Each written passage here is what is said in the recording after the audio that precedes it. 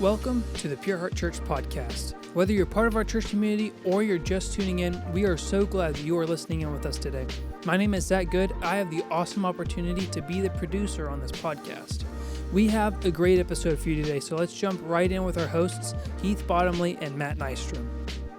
Hey, so welcome to the Pure Heart Church podcast. So glad you guys are joining us. Every Tuesday, we are dropping a new episode on YouTube for video, if you're watching on YouTube, or on any major podcast platform.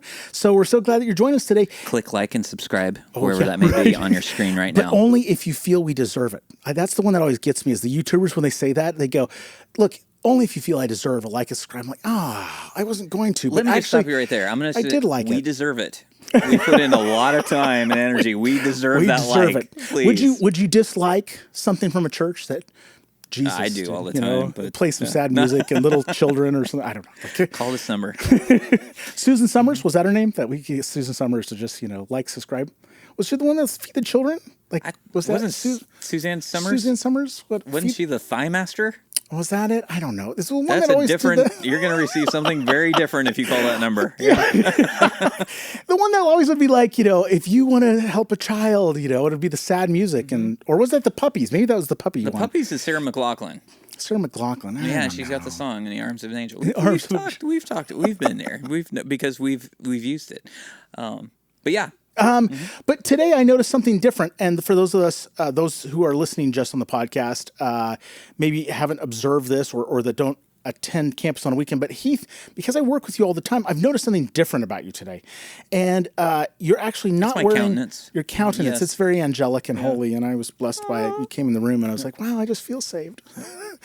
Wow. Yeah, I'll take it. But it was your shoes, actually, less of a, your countenance of your shoes, because you are a Converse man, and you have, what is interesting is not just are you like, I've got there's the people that are like, I've got a pair of Converse and they wear it a lot. Yeah. How many pairs of Converse would you say you have? I've got, let's just say that I'm in the double digits. You're in the stock. You invested in the company. You personally. Not only am I a client. What's the little guy's name? The guy's name on the side of him. The little sticker on the side. Of what? On the side of the Converse. What's it say on the star? The Chuck Foreman. Oh, you're a Chuck Foreman fanboy. Yeah, Chucks. Yeah, Chucks. So I like Converse because I like how versatile they are, and I like that you've got you have color options and everything like that. But they go with everything. They do. And so I've lived enough life to where I know there's shoes that I enjoy wearing and there's shoes that I don't. And so I lean in. I'm like, these are the ones. And my foot has stopped growing. So I know that if I buy shoes, that's good, because otherwise that'd be a little weird. Be a little weird. But when you're growing up, you're like, you're going, especially if your parents are buying shoes, they don't want to buy you certain types because you're just going to outgrow them. Yeah. But I'm like, I'll spend money on shoes because I'm going to be able to wear them until they wear out. Yeah.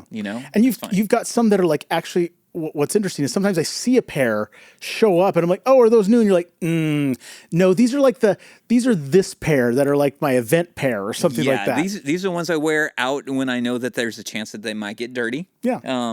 This is the pair that you won't see if I walk across stage because they're black and they actually don't have any traces of white lines on them. Missing his feet. This is a pair that's maybe a low profile shoe that is two-toned because I want to make sure that it's representing maybe the rest of my outfit, that type of stuff. Man, I am really weirding myself out talking about this right now. But today you have on, what is the story with today? Because these are not Converse. So these are Iversons. They're Reeboks. Ken Iverson? That was on our staff. Yes, Ken Iverson. He has made his own some shoe. shoes, his own shoe line. He not only does he do accounting, but he also makes shoes. He's very trendy. Cobbler. These are Allen Iversons, but they're basketball shoes. So actually, I bought them for Carter, my middle son, and Braden and Carter, my two oldest, are at that point now where we're actually the same shoe size. Oh. Weird as it is, actually, Carter, I think, is now one size bigger than all of us. Yeah. And so I bought these for him, but he hardly ever wears them. And so when I know that I'm going to be walking around a lot or I'm going to be carrying something or whatever, these have great cushion in them.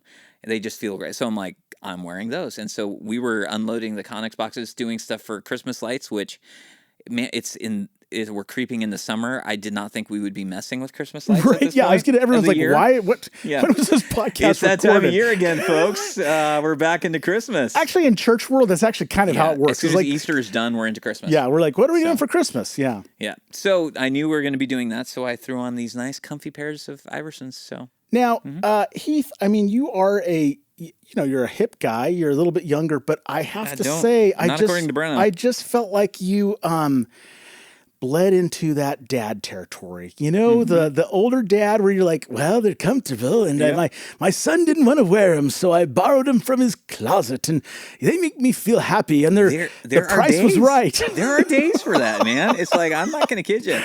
I don't know why he's got a grandpa voice, but back during the war of 1812.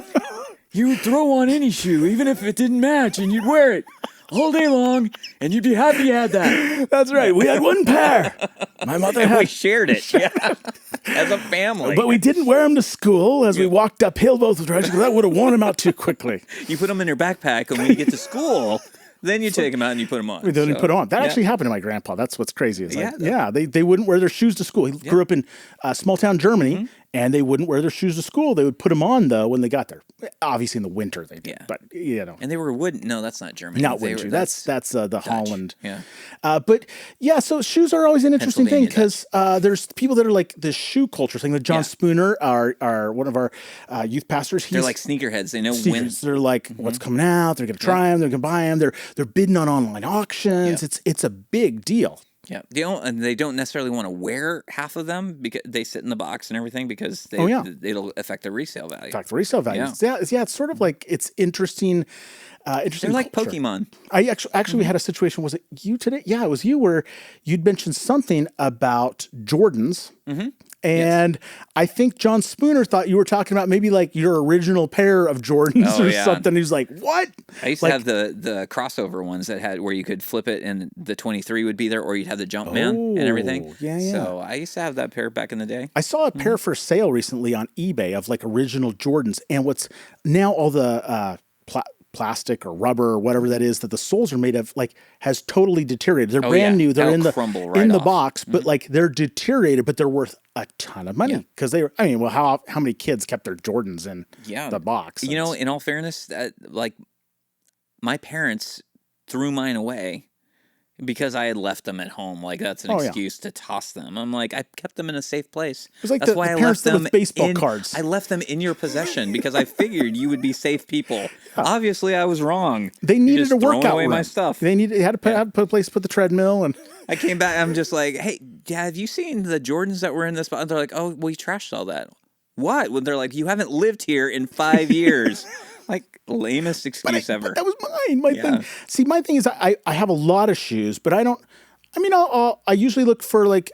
I like shoes like boots and sneakers and different. I like different styles, and so my wife actually kind of was like, "You have more shoes than I do." In a very eclectic mix. I have a very eclectic mix. Today's just like white leather, whatever. Sneakers. You were hauling Christmas lights. Well, I was hauling Christmas lights earlier, but my favorite pair of shoes that I had was a pair I got in Guatemala in a street market, and they were like.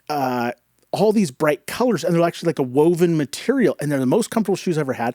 Had them for 4 years, and my puppy just chewed them up this week. I was devastated. I literally went looking online. I'm like, when am I going to go back to Guatemala? So you got rid of your dog? Oh, well, trust me, that dog. Yeah, I was. Yeah, there's a political joke I can make there, but I'm not going to. But getting us canceled. But like my shoes, I was like. I like to have a lot of different pairs of shoes. I like to have options. Yeah. When Allie, who used to be on our team, she first met me, I happened to have on like, as she called them, pastor boots, which were like, they were shoes I bought at a like army surplus store with like green. They were like they call them jump boots. You know, like what you jump out of. Pastor boots? I don't think she called them pastor boots. Like hip trendy pastors. Hip trendy pastors with back then is when everybody had the tight pants and the big like boots. Skinny jeans. And tight pants. That sounds weird. Yeah. But the skinny jeans. But let's be honest, that actually makes you reflect. You go, oh, they're just tight pants. Okay. But yeah, I like to have a lot of different options. So recently, I found the trick to having multiple pairs of shoes for different outfits and be a little bit eclectic. without spending a lot of money, and it's called Temu. Oh, you're a Temu guy. That's right. I found them on Temu, and so I bought like 3 different pairs. I bought my size. They all came about a size and a half too small, even though they said they were my size. Shipped them back for free. They let me ship them back for free. Then got bigger sizes, and they fit. The unfortunate thing is they're like the worst quality shoes I've ever. They look cool, but they don't. They're good for like 3 I wears. went to pull a pair on of sneakers, and they ripped down the side. No. They were 6 months old. I'm like, that's amazing. I didn't know you could rip a sneaker. I'm not freakishly strong. That's, He has been working out. I was working out. I don't know if y'all noticed. Those of you on the audio podcast, it's kind of a big deal.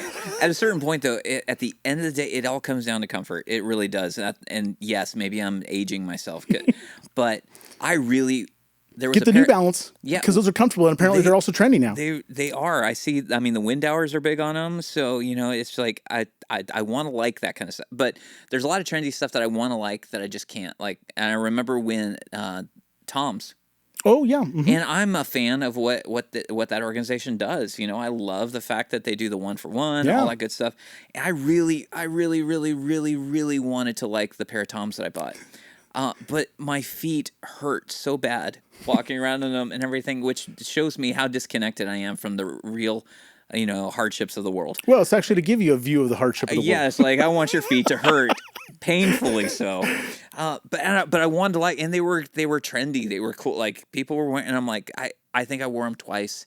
And, I'm like, you know what? I like these shoes, but I also like my feet not to bleed. Yeah. But now do you have the shoes you don't wear?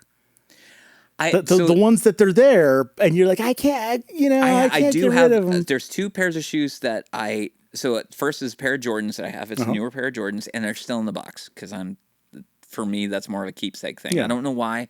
Maybe I'll bust them out one of these days and just wear them and shock everyone. But the other thing is I have a pair and I don't know why I have them, but they're like motorcycle boots. And I think you need to lead worship on a weekend with some of those motorcycle boots. Like they have the metal ring on the side that like the leather straps all connect to and everything like that. And do they have some fringe? I think no fringe. And they're actually you need to glue some fringe on that. They're not that tall either because they're meant to be worn underneath, your jeans. But I have them, and I think, and they're square toed and everything like that. But I think at some point I just looked at them and was like, those look cool. And so I bought those and I wore them a couple times. I'm like, why did I ever think that I could pull those off? I'm just not the boot guy. I'm like, it just doesn't fit. And they're not as comfortable as my Converse or these Iversons. Yeah, so. It's true. I have several pairs that I'm kind of like, if I had the right situation. But the problem is that situation hasn't come up, so I just got to donate them. There's those pairs of shoes that you have that you're like, if the Queen visited, right? I would wear these. If I visited the cold country, and you're like, we all have shoes, clothes, all those things for just those special situations that may never happen.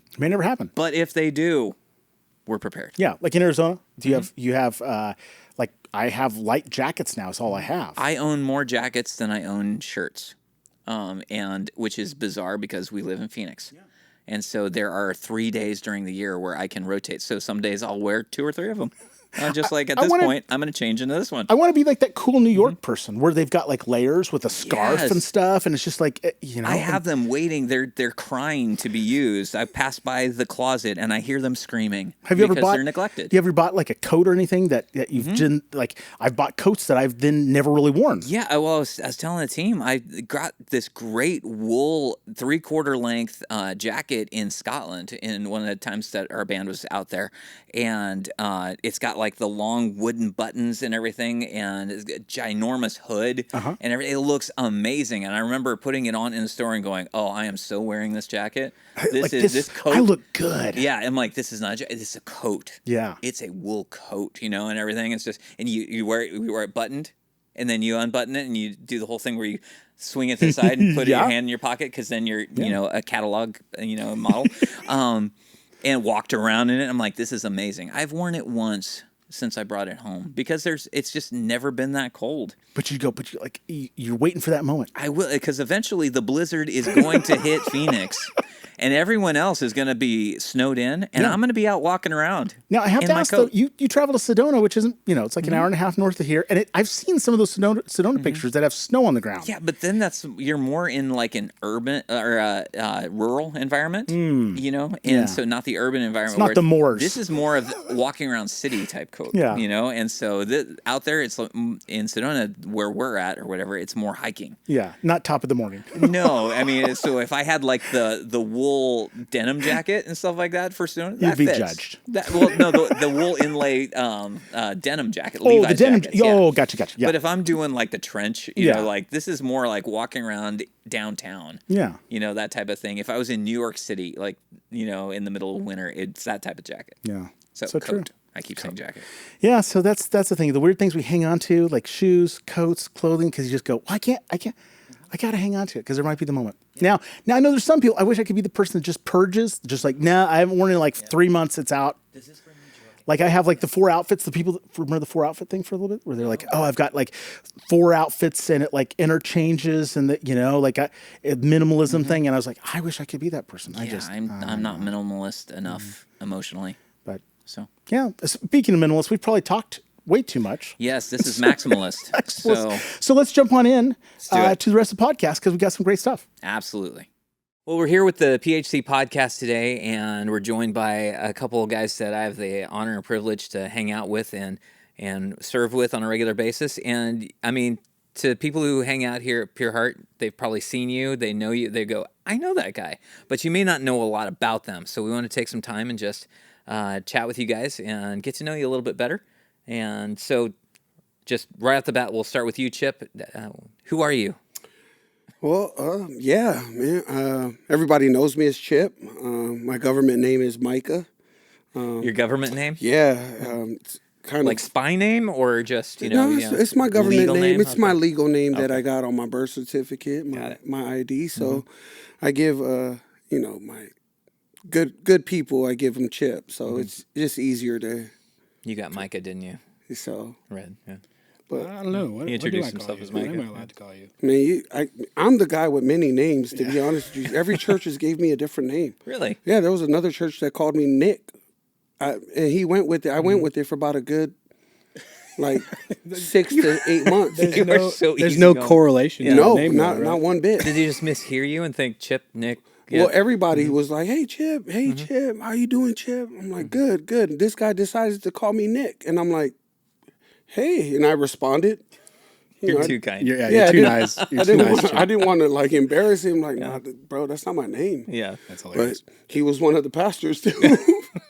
So that's fine. So he called me that. So I'm the man with many names. I have a Samoan name. I have a government name. What's your Samoan name? My Samoan name is Aliu, which is ALIU. So all my islanders, I introduce myself with that name just because it's just, I don't know, it's just easier for them to remember. Yeah. I don't know why that makes sense in my head. But yeah, Chip became a nickname as a kid. So, and I kind of went with that. And that's cool. So, yeah. Not from Arizona, from California, and resided out here in 04. Wow. Yeah. And so, I mean, people have probably seen you play drums on the team. You're actually part of creative teams, and you serve in the tech ministry, working with the volunteer teams and everything like that. And it just, you're a guy that everyone loves to hang out with. But so you've recently, Matt snagged you and put you in a couple of the welcome videos. Yeah. So, which, I mean, you're so natural. I know you're like, I'm so nervous being on camera. I am. But dude, you're up there, and he is probably the most loose, free flowing, easy going guy on those videos. Yeah. Everyone else is like, thank you for being here at Pure Heart. We are so glad. But you're like, and sometimes thank you for being here at Pure Heart. Man, we're so glad you're here. Yeah. And sometimes people say I can do that, no problem. And then they're the nervous ones. You know what I mean? They're the ones that sit in front. Yeah. But you wouldn't know. No. Oh yeah. I'm sweating right now. Sorry. My hands are sweating. But yeah, it was never a thing for me to be in front of a camera. I've always it just makes me nervous. But having to deal with like my tech team and being on the stage as a drummer, like it's always fun to do that because I don't know I'm on camera, and then like I'm good. You know what I mean? So And then you turn the stage cameras right there. yeah, by your face. I got a guy on my shoulder, and I'm like, oh, you're right there. You know, so but it's really fun. Yeah. So love to being a part of the tech team and being part of the worship team as a unified group. Like it's really cool to kind of be a part of and to see the growth in some of these volunteers, and I love it, man. It's really cool to see all of it. You guys have a lot of fun back there. I mean, I'm back there every week as well, but it's like it's always a good time. Always a good time. Yeah, it's enjoyable. Yeah. Yeah. Speaking of multiple names, there's a couple of us here. Yeah, do you want to introduce yourself? And yeah, so I'm Alex. My government name is Christopher. So that's what only a couple people know me about that. Know that name. It's my mom and the IRS. They know me as Christopher. And some legal documents that are around, floating around here. Yeah. No, but yeah, I'm Alex. Get the awesome opportunity, man, to be one of the worship leaders here. Been married 7 years this year. They're gonna say 7 times. No, I'm not. I know, right? I was like, no. Yeah, no. No, but been married 7 years this year. Got 3 kids, all pretty young, under 3, and so. Bless your heart, man. We're having a good time. Yeah. There's a lot of work. It's a lot of work, but I'm here for it, man. Yeah. It's a good time. Well, you even said people know me as Alex, but they actually don't know you as Alex as much because some people, and more people know you now as Red. Yeah. And that's because we have 2 Alexes on the team. Yeah. There was a section there where we had so many Allies and Alexes and things like it was so confusing. It was crazy. Right. Yeah. And that's partially when we kind of made a little bit of a switch there, but yeah. Now it's either around here it's either McBride or Red. It's usually how it goes. But one of the things that I know people probably see a lot is that you have a weird, like crazy fascination with Walgreens. The W on all the hats and everything. What can I say, dude? No, the W. Yeah, it's kind of funny though. Like I think about that. If people don't know about baseball, they don't know about that team. That is the first thing people go to, and that's a pretty hilarious store to represent. You know what I mean? It's not a natural one. You're like, I would totally rep their hat. Exactly. Yeah, no, but it's the Nationals. Basketball or baseball team, and been repping them for a few years now. Yeah. You got a ton of different ones. Yeah, man. You always got to have the hat rotation, especially me being bald in the state of Arizona. You gotta, we're there. Yeah, yeah. You're gonna totally know what you're talking about. You're gonna get burned quick, and so you have to have a good amount. But yeah, I'm always going for Nats hats. It's the way to go.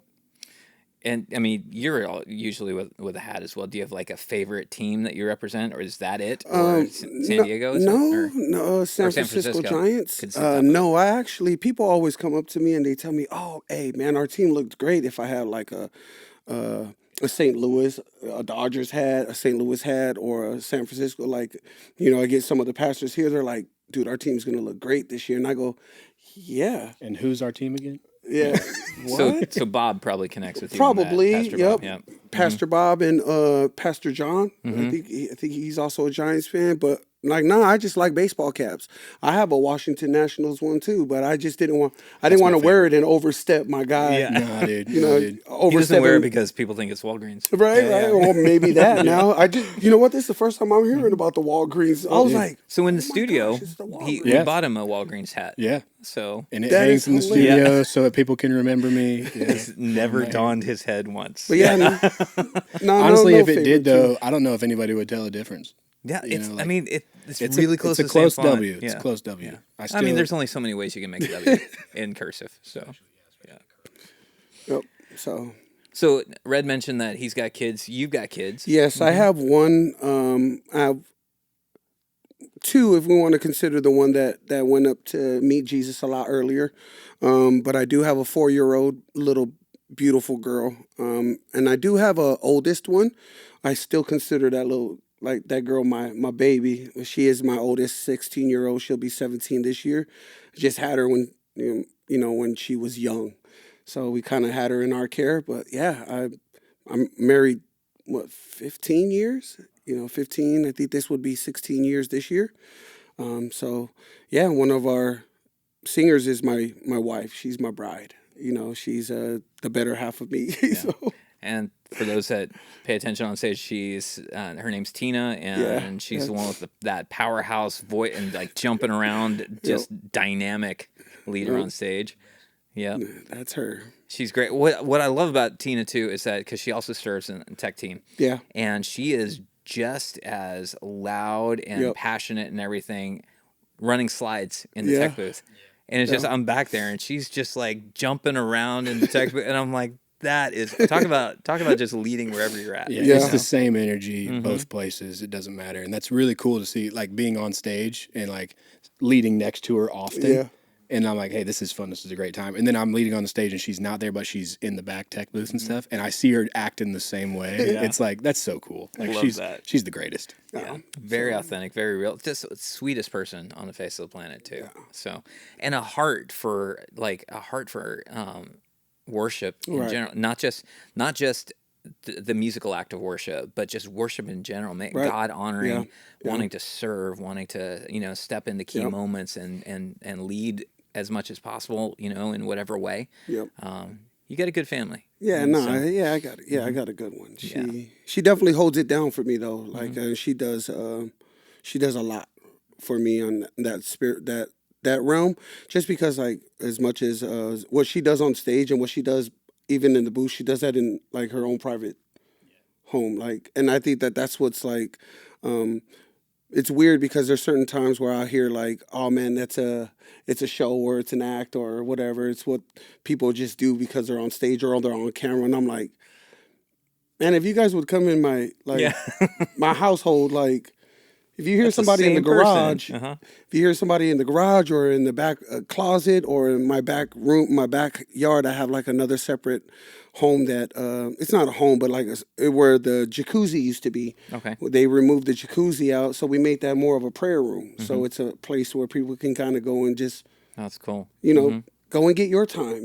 My mother-in-law goes in there a lot, and she just sits there and she prays and she reads her Bible in there, So if you guys want to see that, like, she does that in there. And I'm like, yo, babe, it's 9:00. Like, I got neighbors, you know what I mean? So she's like, they're welcome to join. Yeah, but that's what it is. And so, like, to try to hold someone's expression of the way they feel about God, like, it's very hard to do that with that girl because she's just like, this is just my outward expression of it. Like, I don't love it. I'm like, absolutely great. And the encouragement that it gives the team, because I always hear it, you know what I mean? Like, man, your wife just being back there and just, whoa, yeah. And I'm like, I hear you. I got ears in. Like, you're loud, babe. But just the encouragement and the confidence it gives our team, like, it's just crazy. Well, and you can tell the leaders where it comes from a place of authenticity. And she's definitely got that, man. She's acting it out. She's living it out. Yeah. And that's what I love about, across the team and everything, there's the personality comes out, but the authenticity comes out. Yeah. And no matter whether it's Tina or we have different leaders who they are the same people off the stage as they are on the stage or in any different arena that they're in. Yeah. Which I love that. And so different. Right. Everyone's, I know, Red, you have a style when you lead. You have a voice. You have a countenance when you lead. It's the same when you walk off the stage, but it's very different, too, than, seeing these guys down front when they're doing baptizing a couple friends or whatever. Oh, my gosh, that was so just fun. Like, and, man, they're just hopping up and down, arms in the air. But that's them, and it's real. But so you've got 3 kids under the age of 3. Yeah, well, my oldest just turned 3 this year, And your wife, Deidre. Yeah. You guys been married 7 years. Yep. But you haven't, you guys have moved around a bit. Yeah, so we first got married. We met each other in high school. We've been high school sweethearts, ever since. Was it like eyes met across the locker room? And no. Wait, not locker room. The lockers. Locker room. That'd have been hilarious. That's a whole different story. No. We actually met in youth group, actually, at the church that we went to. But we met when we were in high school and got married, about 7 years ago. And then the year after we got married, we lived in Indiana. That's where we were both born and raised. And we moved out here. And then we lived out here ever since. And then since moved over to Florida for a short stint. I was doing some pilot training and stuff over there, and then came back over here because of the opportunity here at Pure Heart, and still had the ability to do some flight training and stuff out here. And so, So you say flight training. So what is that? Yeah. So as of last semester, the fall semester, I am officially a rated helicopter pilot. And so got all that ratings, all that specific rating done, and I'm working on the extra stuff to be able to do it full-time vocationally. And so, working on that. So life's busy, but we're... So do you have to put in a certain amount of hours remaining? There are hours, but mainly it's ratings right now. And so, like, I have the initial and I have the private. I just finished the instrument this semester, and so now I'm moving on. There's a couple more that I have to get, and then it's hours. Then once you get the flight hours, then you can go get. And you get hired on to be a pilot for people who hospital own helicopters. Yeah, that because you're probably not. I mean, probably not going to swing and go buy one. I'm not doing that. That's out of my tax bracket. It's not my tax bracket, but I mean that's what I'm working on right now. Cool. And so, it's been a good time. So that explains, when we're drawing up those plans for the helipad here. Oh yeah, absolutely. It's because we got plans for you. Just gonna land it. Yeah, right on. Yeah. I'll tell you what, no one would be late. No one would be late for service. It's just like. Man. Yep, here comes Red. You're gonna make the first song. If somebody tells us we're gonna be late, it's like, no, you're not. I'm gonna. I got you. I got you. Just tell me where to land at your place, and I'm there. Yeah. And you had said you're from California first, right? Yeah. And how long did you live there? I was there. I think I left the islands. From what I was told, I left the island of American Samoa when I was probably about 4 months. Okay. And you don't remember that? Of course. I had a GED already. Yeah. the GED, the good enough diploma. At 3 months? At 3 months. Yeah. So, I left there. Went to California. Lived around every city in Cali, from Carson to Long Beach to Orange County to Anaheim to Compton so been around there for my whole life, which is about 23 years of my life, 24, and then I moved to Arizona, and I left I moved here for ministry. There was a program that we were a part of, and it was called Master's Commission. Okay, yeah. And it was part of Phoenix First at the time, and now they're Dream City Church. So it's where I met my wife. I met her there. Was she in Master's Commission? Yeah, okay. She was actually a year there before me. So, but that's where I met her. And I didn't think I was ever going to marry her or let alone talk to her. I couldn't. Yeah, I couldn't. You're a little shy? No. I just, everybody knows. I told everybody I didn't like her. Like, I'm like, no, stop. Like, leave me alone. But then the culture of the Samoans are always like, oh, remember, we're cousins. That's what it always is. Everybody sits there and you just meet them and they're islanders. They're like, oh, no, this is my cousin. I'm like, stop. Don't introduce me like that. Like, I don't know you. Haven't grown up with you. I haven't, so that's where I'm like, don't tell everybody we're relatives, So then made it really awkward when you start dating. Like, 100%. No. It got really Wait, you're dating your cousin? Yeah, no. So it got really weird after that, So then it became that, and but that's where I met my bride in 2008. No, 5. Man, I don't even remember. It's all blur. Yeah, there's so much between. Man, there was so many things. So, but moved out here, and then now worked for the church for a little bit. And, of course, I've always worked a corporate job and still working a corporate job. But what I find joy in is, dealing with the people here and meeting people and, encouraging our volunteers to, have more value in themselves. I think that's the thing, like showing them that they're just as great as the people on the stage, So it's really cool to do that. So, but that's where I'm kind of here, and I don't think I'll ever move back to Cali because I really don't like traffic. And now it's kind of like migrated here. Well, we had a lot of people from California move over here. Yeah, it's I kind mean, of like annoying. you. Yeah. But see, back there when I moved in 04, Nobody moved out here from there. shoot, And I no one was living. Yeah. I was okay in 04. I was Yeah. like, man, what? 3 o'clock rush hour? I'm still going about 70 miles an hour. This is really good. It's rough. Now it's 20, 30. I'm like, oh no, we don't do this. How was traffic in Florida compared? Man, traffic in Florida, as far as like highways go, it was worse than here, man. Really? Like it was so much worse. We lived in an area between Tampa and Orlando, and man, if you wanted to go either direction, it didn't matter. It was just stop traffic. It was just like you had to get through all that. Didn't matter the time of day. Didn't matter if it was a weekday, weekend. Did not matter. It was just the worst. But if you were to pick drivers from that state or this state, what would you pick? I would pick to deal with, or who's the better or the worse? Who would you prefer to drive with? alongside with? Arizona drivers. Really? Yeah. Why? Florida, man, they're around. They're getting around. You know what I mean? They're getting around so fast. They're aggressive out there. They got places to go. And, and like it's still that way here, but to a lesser extent, I would say. But so, I mean, you guys have lived in a few different places. You've probably gone to, I'm assuming your background in church, you've been to a few different churches and everything. What was the first church type that you guys, what was your first church experience? Let's see, mine. I grew up in church. My grandfather was a traveling evangelist. Oh, and really? So that was my like upbringing, was traveling around with my grandpa. Tent revival type things? Yeah.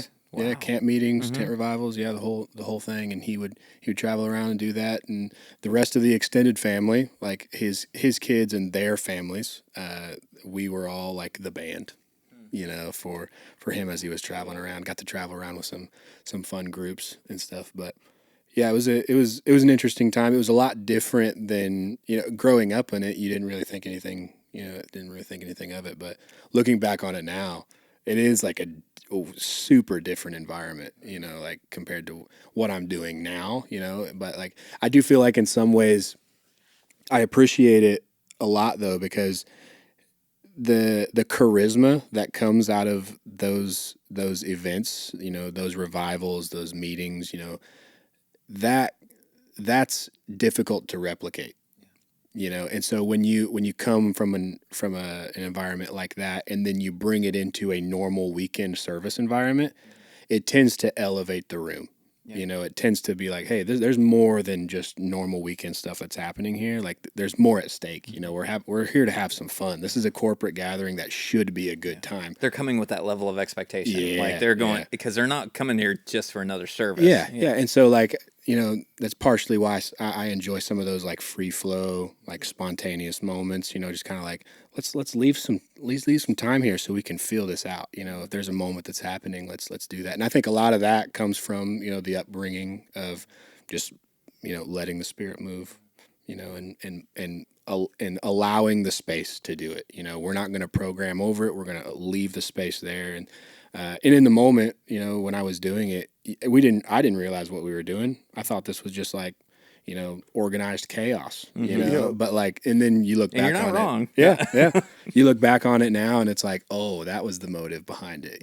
That's pretty cool. And so it is cool to see churches adopting that now, more of that environment, to free up some space and allow the Spirit to move and change hearts and lives. Well, I grew up a lot in that, like, especially like in the Vineyard movement and vineyard churches and everything. And so like, with Brian Dirksen, and everything, like they came out with entire CDs, which I'm dating myself now, but entire line of CDs, Winds of Worship and everything. And it was all about just moments and one song bleeding into the next and like this spontaneous. And that's so ingrained, understanding going, okay, the dynamic of, I think of the expectation of what people, who you're leading in the moment, shapes some of that a little bit, but to give people a glimpse of what it means to be able to respond, I think is the bigger thing. How are people responding in the moment?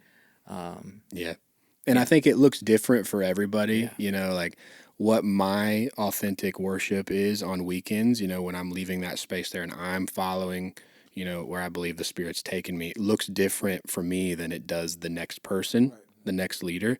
And I think that's what's so cool about it is like having this type of, you know, worship leadership at this church. You know, you're going to get people like Chandler who get up there and he's got his style. You got people like Brenna, she's got her style. You got me, I got my style. But then we got the guys that have been doing it for a while, you know, like Brian Bloom, you got John Jennings, you got yourself.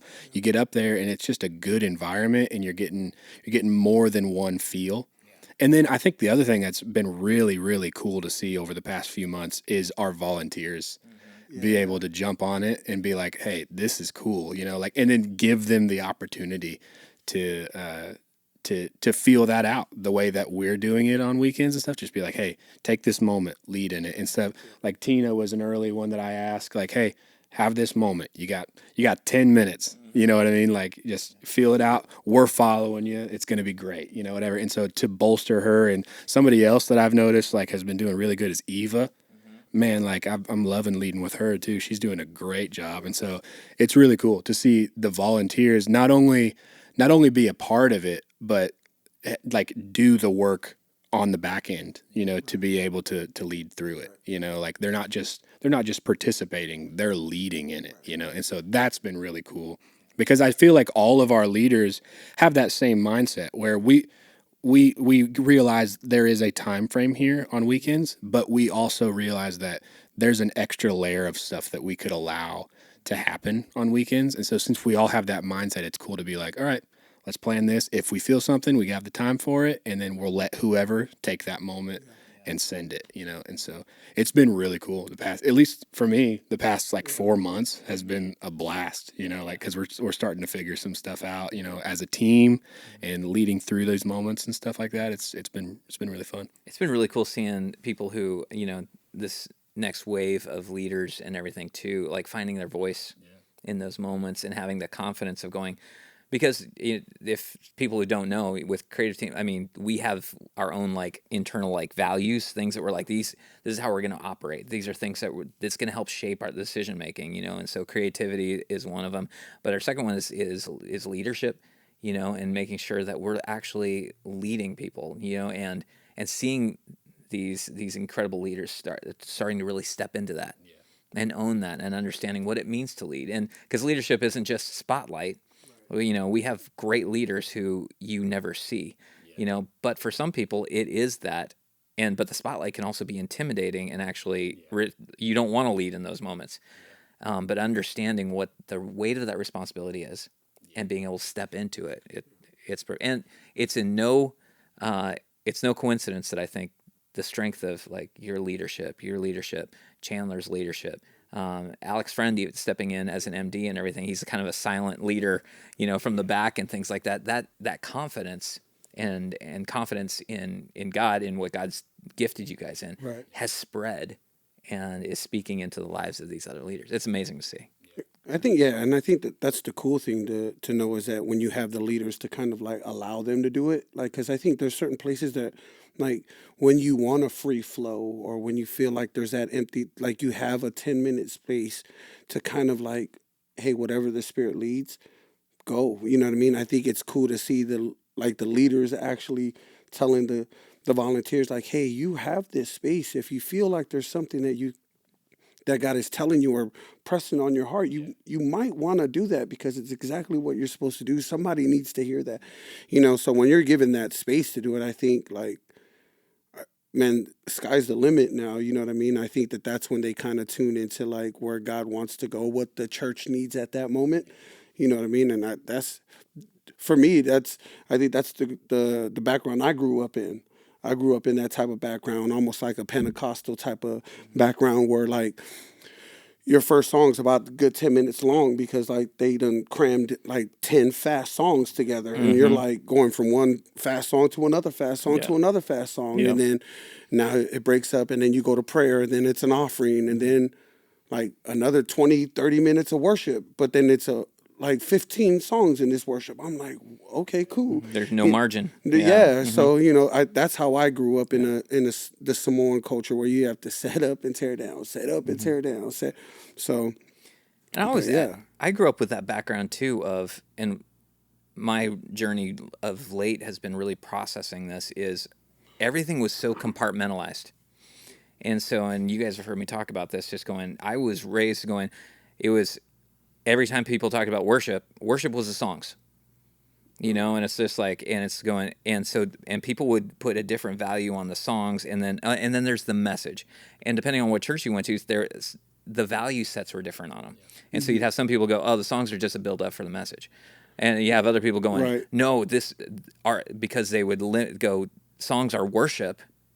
And so they would put the entire weight of worshiping God on those songs instead of going, no, worship is actually, all of it is. Yeah. But all of that, and so there was so much possession over time. And just going, this is my time, this is my time, this is my time, or whatever. And so you try to cram as much into it because you're like, no, I'm going to own every single piece of this. Every bit of it. But I think there's some freedom in going, when you understand, in the same way Romans 12 goes through and says, this is your spiritual act of worship. It's how you treat others. It's how you interact. It's how you live your life. And it goes through, not once, what's funny to me is not once does it list, singing, because that's an outpouring. That comes out of a life. That's the response. Yeah. Right. Yeah. But when you see it like that, suddenly you're just like, if we take 20 minutes on one song, and it doesn't go anywhere else, or we do 3 songs, or it's about our hearts and the reception in that moment, and how it is leading in its entirety for the whole thing. Are we supporting Dan in what he feels God is leading him to tell people? It all works together, and it should. As soon as you start dealing with music, you guys see this too, art, and we were talking movies earlier and stuff like that. We're preferential people. Yeah. We have things that we like, and sometimes, I was talking to somebody and they're like, I like these type of movies, and these other type of movies, they're dumb. It's like, and I'm like, well, they're not dumb. You just don't like them. No, they're not. Nobody likes them. I'm like, people go to see them. But we get that way about music and song styles, everything. I think the preference thing, though, is an interesting topic, though, because even though I lead the way that I do, my preference in a leader is different than the way that I do things. You know what I mean? Like, I would like a leader that can be more inviting and gentle, whereas I feel like I'm more of a, like, I'm not a commanding leader, but I have a direction that I'm trying to go. Yeah, I'm trying to bring people together, have a direction I'm trying to go. But the leaders that I always admire are the ones that can just bring people along, And so that's my preference. When I'm attending, I would love to have a leader that's just uniting the room in this direction, and more of a center it up rather than here's where we're going, even though I think there's a place for both styles, there's multiple styles of leaders, but that's my style is more this is the direction, here's what we're trying to accomplish today as a unified body. Whereas if I'm going and attending someplace, I want somebody that can just bring it in and make it intimate, you know what I mean? And that's what I'm looking for. And so the preference thing is man, you can have all the preferences you want as long as you appreciate all of them. Yeah. That's the big thing. And I think God designed us with preferences. Yeah. Because it pulls us together. We tend to connect with people under similar likes, things like that. It should strengthen unity. Yeah. I think when we start hyping our preference over somebody else's, like you're saying, it's that's contrary to what they're for. Yeah. One of my favorite descriptions of worship from a guy named Rick Pino. I don't know if you've heard of him. He always said worship is agreement with God. That's his way of describing it, it's just coming into agreement with God. And that means in all things, the way you love your spouse, the way that God calls you to love your spouse, that's worship. The way that God calls you to live your life out in front of people, that's worship. The way you sing, if you're singing these songs that glorify God with these words and stuff, that's worship. Yeah. It's just the whole thing. If you're in agreement with God, that's the big thing. And part of being in agreement means that you're going to deal with preferences that aren't your own, and so that's just the big thing. Yeah, the cool thing that I've always heard about worship was, and because we used to travel a lot, we used to have to speak a lot. There was always a saying that I've always heard was, there was only 2 ways to worship Him. Is when you feel like it and when you don't. That's good. You know what I mean? So no matter what season, no matter what you're doing, like whether you feel like it was never for you to begin with. Mm-hmm. Yep. You know, and then like when you're sick, you worship. When you're, it's funny that you said that because like I find myself doing that at work. You know, how Dan had spoke about a sermon about serving, and like I get to do this type of mentality. Like I felt like I always had that, but like just to know that everything that I put my hands on was an act of worship. You know what I mean? So like to sit there and think about like there's only 2 times to worship him is when you feel like it and when you don't. Like it is very true to go, if you like I find people who look at like songs and worship before a message and like they go, oh man, I really didn't like that song, and I'm like, well, I always have a hard time going, did you agree with the words? Whether it was your type of style, do you agree with it? Like does this words actually speak to you of what God is and who this was never for you to begin with? Like, and it's so hard to kind of tell people that, like, in the sense of worship, because like worship was never for you; it was to you to give to Him. Yeah. Like that was the act of like worship. It's you doing.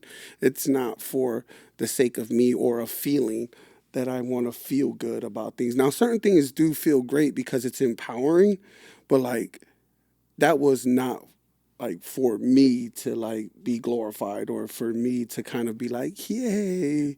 It's one of the side notes of it, of going, because the unity of us joining together, right. There is something, and it's God honoring, right? You know, there's something redemptive about people, and so some of the stylistic elements will lend themselves toward making that more approachable. Right. You get something that people are like, I'm familiar with it, I like this, or whatever. It's much easier for them to step into that unity of proclaiming what is true. But at the end of the day, it's proclaiming something is true, not about you, right? About God, about Him. It's about the kingdom, you know, and it's yeah. bringing clarity and focus to that.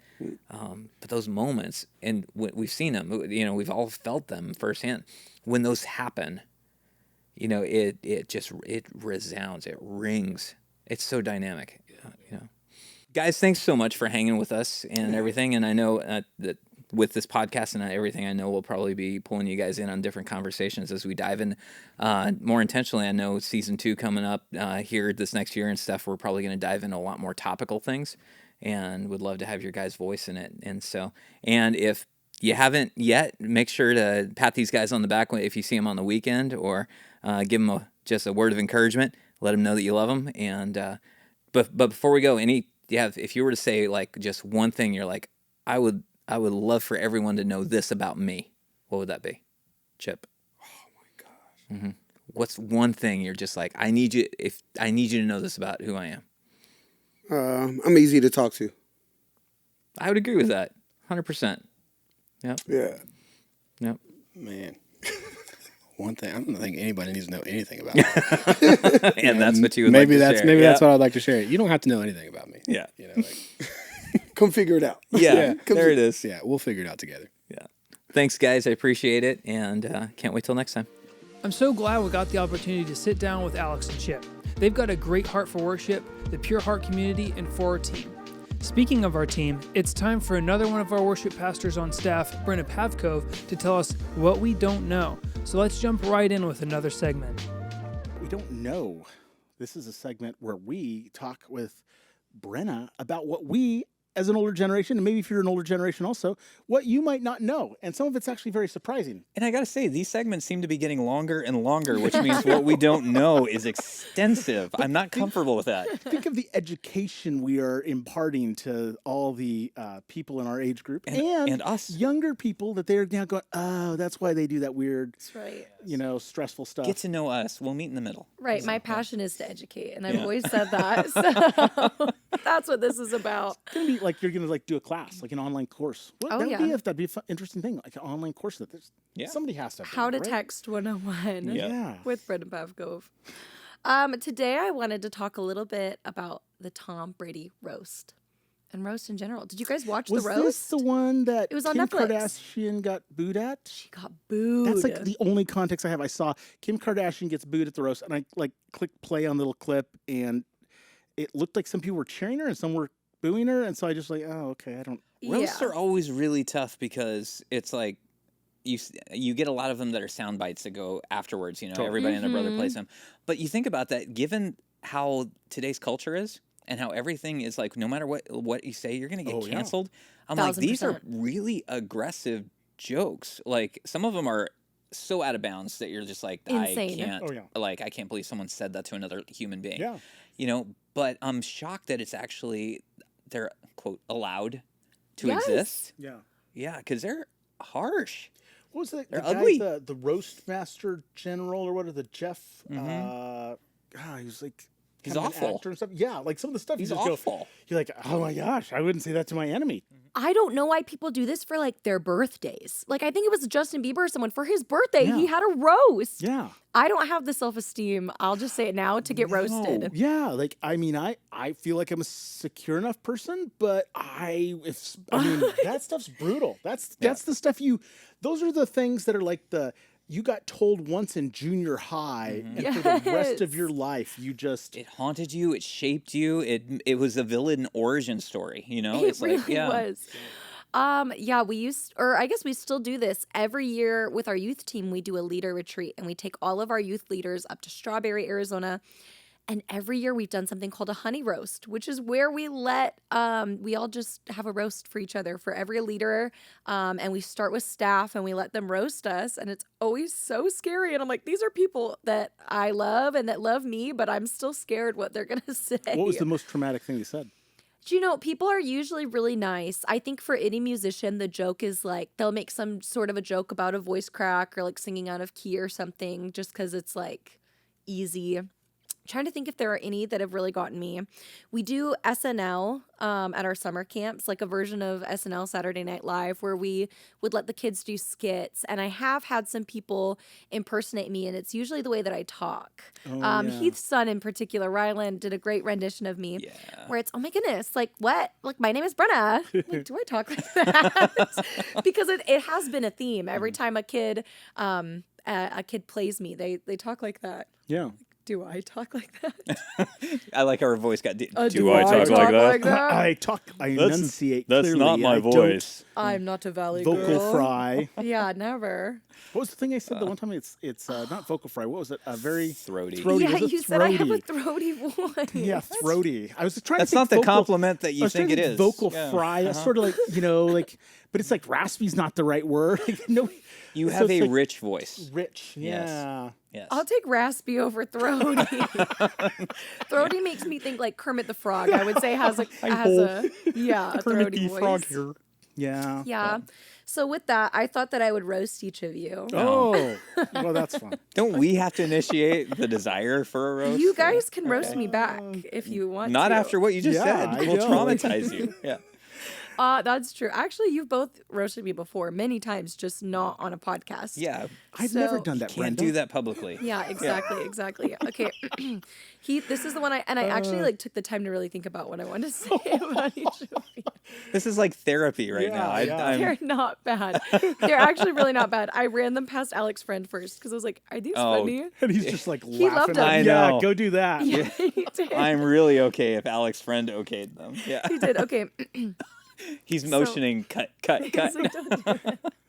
Okay, let me get my composure. So Heath, you're a creative pastor. You know, I think you're known for taking a lot of creative liberties, and I think you're known to break boundaries and bend the rules, but I'll stop talking about your driving now.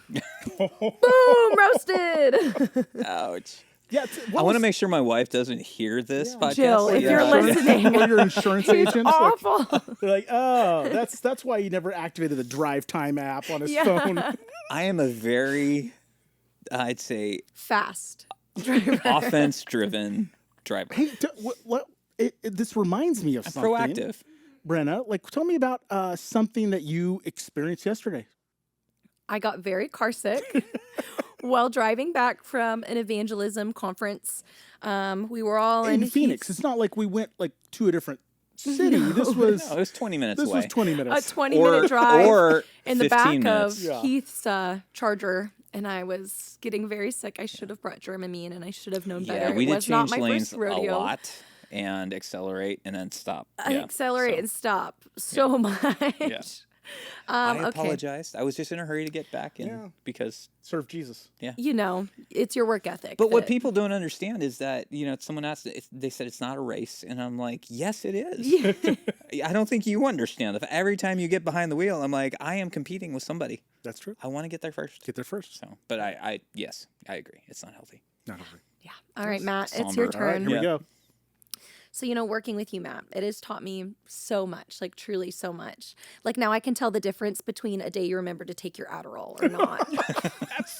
That is actually totally true. I And I won't say usually- who else because I'm not here to like call out people's prescriptions, but there's another staff member that I'm just like, oh, look at that. They're like walking in. They're like got only 2 Focused. things in their arms. Like, like it's not a bundle of stuff that is just like falling everywhere. Like, there's this other staff member, I literally saw them the other day with their computer and like a cup of coffee on top and then like books and their backpack and they're walking down the stairs. I'm like, can I hold some of this for you? I'm like, no, it's fine. It's fine. I'm like, She's like, no, it's fine. That's, tumble, I'm like, it's a tumble. MacBook. Like it's not Don't cheap. drop it. Like, don't drop it.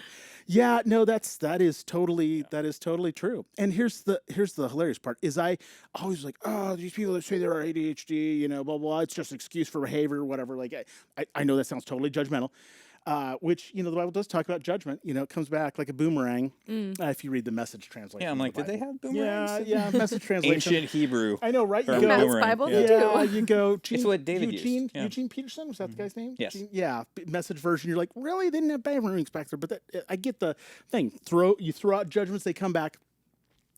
But yeah, I always was like, oh, these people that are, excuses for their behavior or whatever. I'm a little bit disorganized. I've got a lot of Post-it notes all over my computer. I maybe or may not be in the midst of COVID running the church from Post-it notes. Yes. As long as I can see it, it's in my field of view. We're fine. Absolutely. And then I found out, like on TikTok, I kept suddenly discovered I was ADHD. I kept seeing more and more stuff. I asked my doctor, who's a pretty conservative dude, and he's like, "Oh yeah, that's." He's like, Yeah. did you not know this? Yeah. Already? Ran into somebody recently. They're like, "How did you not know?" I'm like, "Okay, Okay. yeah." 'Cause I didn't- So that's true. I think I spent like 5 minutes with you. I'm like, yep, ADHD. Well, but I don't do your ADHD. I'm ADD. ADD, which it's the other day we were in a meeting. And I'm like, wow, Heath has sat in the front of the room in his seat for 20 minutes. Yep. I mean, that was the longest. That's impressive. I've You're a ever- pacer. Yeah. You do a lot of pacing. Yeah. Well, even these, Or standing. we record these and everything, and I have to refocus and go, no, this is brand new. We just started right now, and that's what's going on in my head. We take breaks it's so you okay. can do laps in the parking lot. Yeah. Yeah, that's true. The other thing that I thought you were going to roast me on was what everybody started There's so many things. mentioning. Well, you're not wrong. There's content for days. Yep. Was when I went from being very behind the scenes here at Pure Heart and capturing a lot of video stuff and working with production stuff, creative art stuff, to then suddenly I was at what everybody saw who's stuck at home during COVID. You were the face of Pure Heart. I was the You face really of Pure were. Heart. And so when everybody sort of regathered, everyone's like, "Hey!" And for those who are just listening, it's a lot of hand movements, and it's like, "Hey, I you should don't have said you, something about that. Welcome to welcome to church. church." Do you realize what God wants for us is?" I didn't realize I did that. I'm just enunciating and whatever. And but I felt justified because about a year and a half later, we did the Global Leadership Summit, and I know what you're going to say. there was this lady who she's what is Her whole thing was personalities based on your composure Yeah, and like body language expert. That's what I'm looking for. Yeah, body language. And she said that when you're showing your hands on a human primitive level, we want to see somebody's hands. If they're to behind show someone's there's back, no danger. Yeah, if they're behind your back, you could have a knife back there or something or a rock and Uh-huh. yeah. So hands. Hands, If hands, they're hands. means you're a safe person. So I was Yep. like, Jazz hands. See, there we go, Exactly. jazz hands. You know, I opened ChatGPT and I was like, I'm going to have ChatGPT write my jokes. When I typed in yours, they were just not funny. So I was like, I got to write my own joke. I was like, this is who Matt is. These are some things that I think would be funny. And they just weren't funny. But then when I said, okay, I need some roast for my boss, this is what he does. There was asterisks at the top. And it was remember to keep these lighthearted and professional as this is your boss. I was like, nah. Just I'll go just for it. write Go for my the jugular. own. Oh, that's funny. No, what what I've communicated with a lot of the team, you guys know this, you've known me for any length of time, you get this, is that the people that I'm closest to are the ones that I will bite at playfully the most. Oh, yeah. You know, it's like you got a pride of lions and they all kind of like nip at each other or whatever and have fun and everything. But then there's moments where I'll do that. I'll be too comfortable. Like I think I've said it with every one of you. Too comfortable when I do something, I swipe at you or whatever, and then afterwards I'm like, that was actually a little mean. And I'm coming back, I'm like, hey, I'm really sorry if that came across a little strong. But one of the things I love that we've been doing as a team is the opposite side of the roast. Oh, yeah. Where we just do that encouragement, that affirmation, where we have someone sit in the middle and we just go, you know what?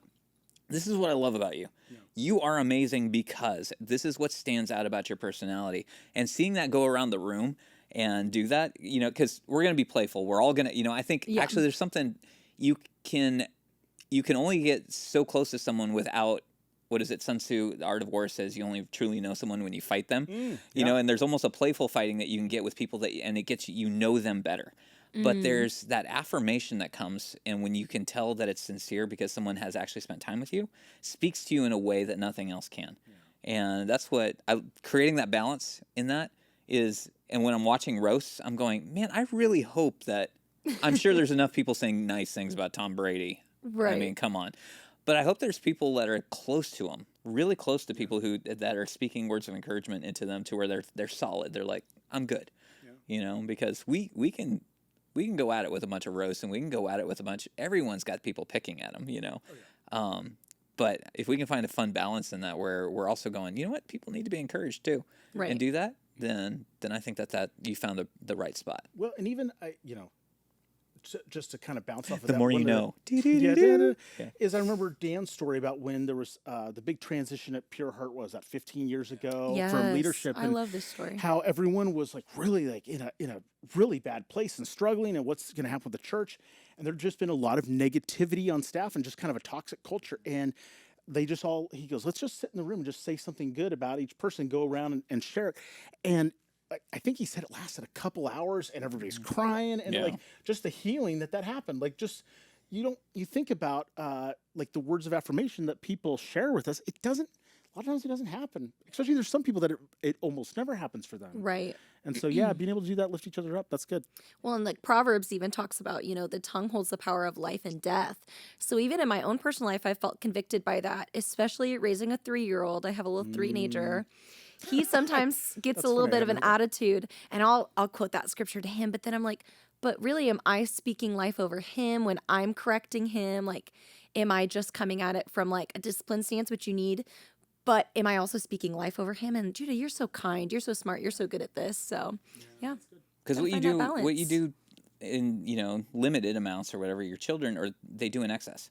Absolutely. And so, and I'm sarcastic by nature in everything. It's my love language. It really is. But I could tell with my kids, like they are so good at it because they've been raised with it. Yeah. And so I have to push the other way of just telling them, you know, over the top, just going, hey, this is how much I love you. This is, you know, you are amazing. And going so that I can balance that out with them because I want what's coming out of them. Right. They are quick. Their wit is unparalleled. It's amazing. But I want how they encourage people and how they affirm people, how they come up alongside people and tell other people how good they are. I want that to shine just as much. And hopefully I can get there with them. But they're great kids. But I want that to be what they're known for. Yeah. You know, it's such powerful thing. Like if your kid can be the one that like affirms people and lifts them up. Yeah. Because it's just easy to tear down. Yeah. Well, thank you for tearing us down. Yeah. You're so welcome. If you guys want to say nice things about me now, you can. Well, I just, before we started recording, I had mentioned, because I've known you for multiple years, there was like the one time and when we had the old creepy, weird, dome that looked like a mosque, here at Pure Heart, that was from the 60s. And like, I remember walking, I didn't really know you. I just had filmed you, I think, once or twice. For like youth stuff, and just follows her around with a camera. Yeah, my documentary. And you were how old at the time? Maybe probably like 16. 16 or something, and worship was starting, and you're like, "All right, simmer, family, simmer." Simmer. I'm gonna bring that back. Yeah, just bring back. I think during like worship on the big stage and main service, the sanctuary, just church family. Would we just simmer for a moment? Simmer. Let's just enjoy this. It's crazy just how fast the generations of people can change and how things that were totally relevant a couple years ago are now kind of a quick path to embarrassment. One thing that is guaranteed to stay relevant are the dad jokes from our very own Alex Friend. So let's jump right into this week's section of Heard It From a Friend. Well, we're going to go into a little segment called Heard It From a Friend. We have Alex Friend here who's kind of famous for your dad jokes. So I mean, he's just famous as like in general. Yeah. Like, I mean, great guy, loves the Lord, yeah, but loves the Lord. I am speechless because you are just lying to everybody listening. You're up there every week. you really are. Yeah. People know your face. People know you. Yeah. You're kind of a big deal. I try to put myself in the dark, Yeah. Well, because you're kind of back MDing and stuff. Yeah. And, Yeah, behind the scenes. Music directing for the, using industry lingo because I'm such an industry MD, person. medical doctor. Alex Friend, Yes. MD. Yep. Yeah, just empty it in the back, just like saving lives. Yeah. Literally, though, maybe. Oh, that's Yeah. real. That'll what a preach. connection. Dad joke. Or something. I don't know. Or something. But anyway, so tell us some Maybe dad just jokes. let me take this one. Yeah. Yeah. Okay. Well. Yeah, I'm not experienced enough in this. Let's leave it to the experts. No, okay. What's the difference? You've probably heard this one, so stop me if you've heard it. But there's a twist. What's the difference between a piano, a tuna, and a stick of glue, or a bottle of glue, like whatever a you tuna, use? a fish. I don't know.